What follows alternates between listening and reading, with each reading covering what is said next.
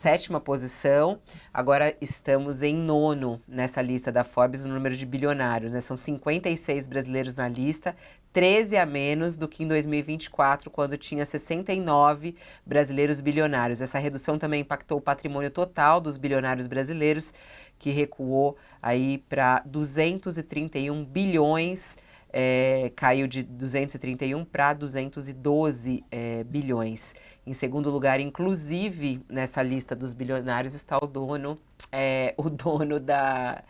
do Facebook, né? O Zuckerberg.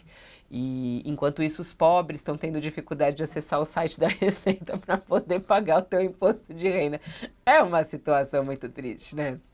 É isso. Hoje liberaram a pré-preenchida, né? Todo mundo entrando lá para poder fazer a pré-preenchida, ganhar a restituição, aquele dinheirinho que pinga, sei lá, R$1.000, R$500, enfim. E aí a pessoa entra no site da Receita, tá com instabilidade, tá todo mundo reclamando nas redes. Os números de contribuintes aqui reclamando para declarar o imposto de renda está aumentando nas redes. A promessa da Receita Federal é de que os sistemas para preenchimento e transmissão de documento seriam abertos hoje, mas eles estão reclamando que está com indisponibilidade dos sistemas e não estão conseguindo. Aí, pessoal, ó, Receita Federal trollou geral nesse 1º de abril com o imposto de renda. Quem caiu nessa e já estava pronto para declarar? Aí outro aqui, parece que a Receita Federal aderiu ao 1º de maio, enganou todo mundo, dizendo que a declaração pré-preenchida do imposto de renda começaria hoje. E nada.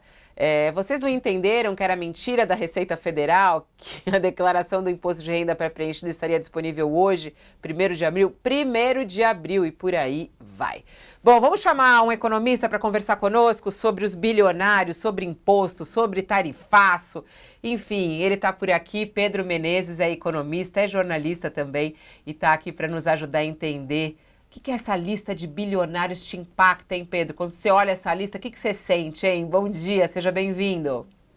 Bom dia. Uma das coisas que eu sinto e que eu fico pensando, até que eu estava pesquisando recentemente sobre os donos do Bahia e do Grupo City, o pessoal lá dos Emirados Árabes, e esse tipo de riqueza não entra na lista, né? Ele é mais rico que o Elon Musk na prática. Eu estava até escrevendo sobre isso para a torcida do Bahia, eu escrevo aqui no Jornal à Tarde, mas me parece que alguns casos, principalmente desse caso de família real e tal, não entram.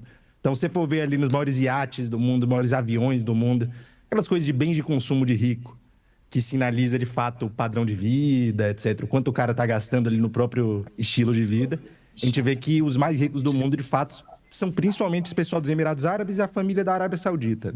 Tem que dividir com mais cidadãos. Então, quando vocês falavam, eu estava pensando nisso. Estava pensando nesses casos extremos que eles têm ainda mais dinheiro que o Elon Musk. E quando a gente olha essa lista, né, por exemplo, os Estados Unidos têm recorde de bilionários, você está falando aí, não entra essa galera que consegue sair por um outro caminho sem também declarar, né, não tem nenhum acesso.